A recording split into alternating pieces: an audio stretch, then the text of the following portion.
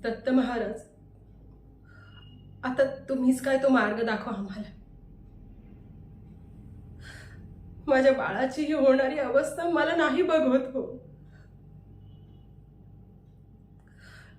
मी आपल्या सेवेत काही कमी केले नाही, पण माझ्याकडून काही चूक झाली असेल तर माफ करावं. आपल्याच कृपा आशीर्वादाने आम्हाला पुत्र प्राप्ती झाली आणि आज हे त्याच्यासोबत असं काही घडावं, इतक्या मोठ्या आजाराने त्याला घेरावं. महाराज, आज एक आई आपल्या समोर आपल्या बाळासाठी पदर पसरते.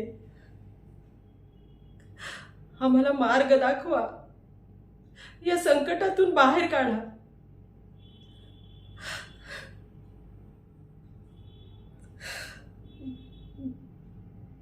नारायणाच्या बाबतीत काही बरं वाईट घडलं तर मला नाही सहन होणार.